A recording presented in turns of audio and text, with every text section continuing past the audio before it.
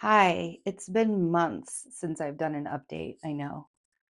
Um, and I actually probably should have done more updates while I was going through things that might have even helped me get through and process some things. But like all of April, I was just in a hole. Basically, I was just like depressed and in a hole and like didn't want to talk to anybody and didn't want to be on camera and just didn't want to do anything. Like I just didn't want to exist. For other people, I guess.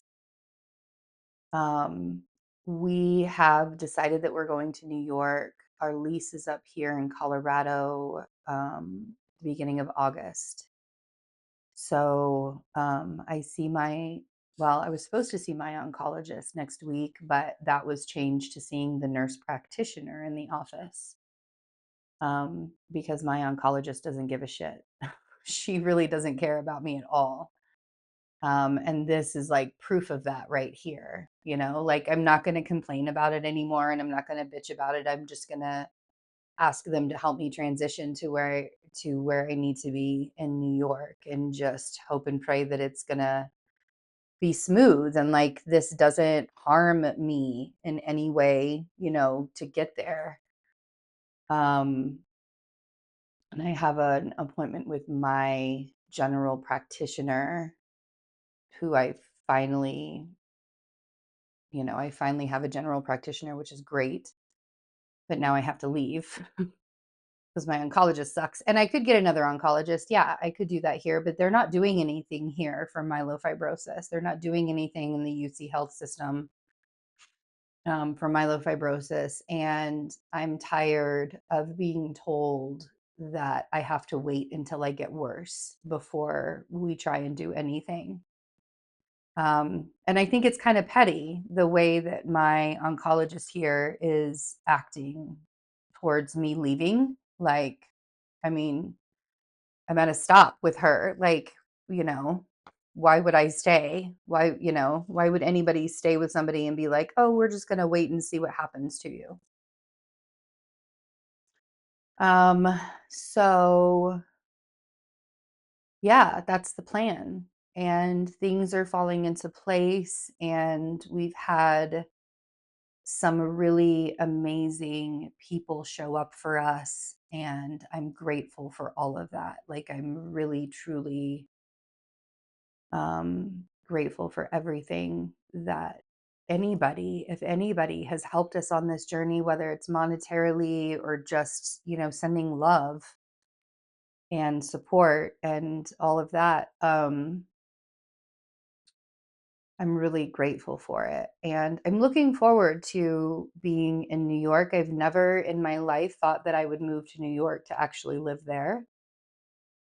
Um, and I'll actually be on Long Island because that's where the cancer center is, where they're doing all the clinical trials and stuff. And I haven't been accepted to a clinical trial yet. I actually have to become a resident of New York so that I can get the state Medicaid there. All of these treatments are really, really expensive. And I'm grateful that I have the opportunity to utilize the, state Medicaid for this.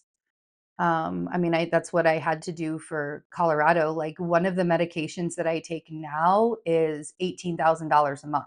Like when it is, and it's FedExed to me. Like it's not, I can't just go to a pharmacy and give you a prescription form for this medication that I take. It's like an targeted therapy. And so, yeah, so that's like one of my concerns because I can't just go to the pharmacy and get this medication. And if I stop taking the medication, it can be really, really harmful to me, like fast. So that's like one of my concerns with like this whole switch with my doctor and the nurse practitioner. Like, I mean, I guess I'm just an admin case now, which is whatever. Um, I did tell Henry that if we get to New York and these doctors tell me again that we just have to wait and see, that we're going to go wait and see on a tropical island somewhere. and we're going to figure out how to do it, because that's what I'm just not going to wait and see in a smoggy city, like I can't. It's harder to heal. I don't think it's impossible, but it's harder to heal in the environment that made you sick. And I grew up in a city. Um, wasn't the worst city, but I'm also not going to like live in the middle of, the kind of energy that made me sick to begin with. So that's the update, and that's where we are. That's what we're doing. We are uh, fundraising. Sorry, sometimes I lose my words. Like, I know that that's normal for people, but like mine's really, really bad. So we're fundraising, and I'm selling my diamond paintings. And I'm selling my diamond paintings on Twitter. My handle on Twitter is at Betsy. And the E in Betsy is a 3, and there's a 33 after that. So it's at B3TSY33. I'll start putting them up on Instagram as well. I'm at the real Betsy there. But yeah, so I'm selling my diamond paintings, and Henry's working really hard, and like we're just, we've had some beautiful gifts and people helping us with this. And I don't know what's going to happen. I don't know what to, like, I'm the kind of person at this point in my life, it just is what it is. Like, we've made this decision and we're going to do it. And whatever happens is going to happen. And, fingers crossed that we are successful this time, I guess. I don't know. I've already traveled 900 miles to get medical care. Now I have to travel like 2,300. This is going to be a really interesting journey. So stay tuned. I'll try to do better with updates. It's hard for me to be in front of the camera when I'm not doing well. So when I'm depressed and stuff, it's just not easy, but I will do my best to give you guys as many updates as I can. And I'm, of course, going to be documenting just getting across the country, and what that all is going to entail, as well. So here we go. Thanks for hanging out. Bye.